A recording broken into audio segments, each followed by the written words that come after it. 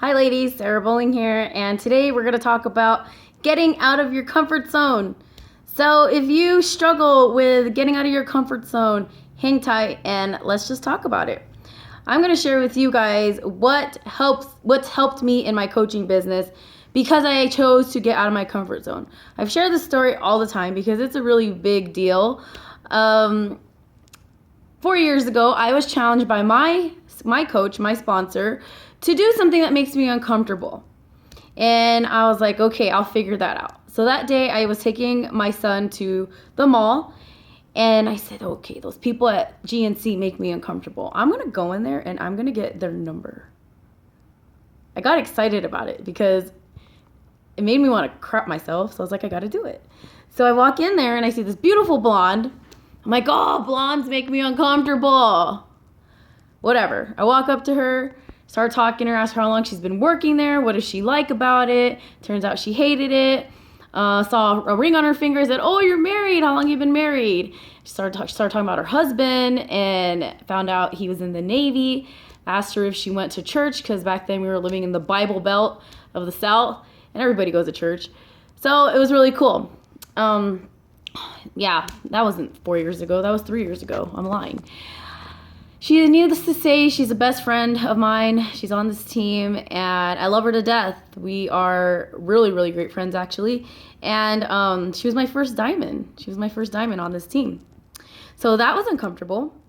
Recently, if you're probably thinking like, whatever, Sarah, you've been in for a long time. You probably don't get uncomfortable now. I actually do. You know, guys, this year when I started doing our business presentations, our weekly business presentations, I was uncomfortable. I didn't know what I was doing, but I owned it. I was like, I'm going to figure out what I'm doing, because the only difference between myself and an amazing presenter is action, is because they're doing it and I'm not, and I'll get better. So I started hosting these business ops. Nobody was showing up. And I reached into my downline, and then I reached out to other coaches that weren't even on my team. And I said, can I do a business presentation for your team? They're like, sure, but why, Sarah? I'm like, because I got to get uncomfortable and I want to start presenting, because when my team comes around and they want me to present for them, I'm going to be ready. Again, getting excited, having that conviction in my heart that I have to be uncomfortable in order to grow my business, in order to grow myself. So I started hosting business opportunities for other coaches. Like I said, not on our team. I don't benefit from them. I do not benefit a dang thing other than me sharpening my skills. So I got uncomfortable. And then I got comfortable because you guys started coming to me, and I've been doing presentations for the team. The team is growing. It's amazing. Now I'm comfortable. I can do a business presentation on cue. It doesn't faze me anymore. So recently I was like challenged to start cold calling again. I haven't cold called in a really long time. Cold calling is generating leads from, the internet, like Craigslist or something, or buying leads.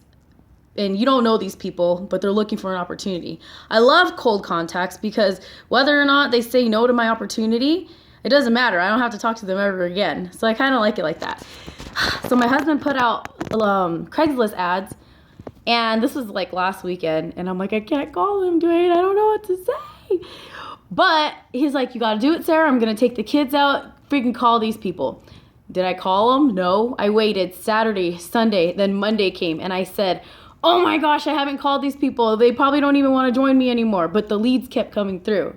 So I gave my husband permission. Listen, guys, I gave my husband permission to hold me accountable. I said, babe, I'm going to call these people at 5. And when you walk through that door, when you come home tonight, if I have not called these people, punish me or take something away from me. I don't care if it's my phone.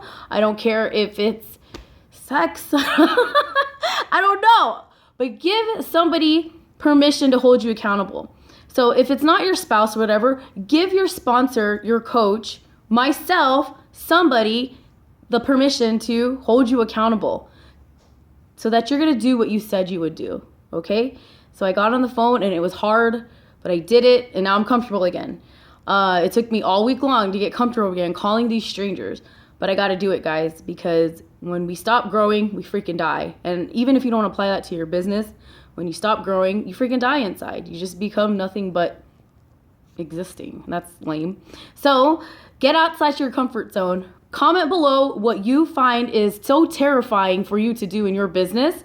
comment below and give the rest of us who's still going for this Coach Basics, who's still engaged, give the rest of us permission to hold you accountable so that you can be successful in your coaching business. Have a great day, everybody. Love you. God bless you all.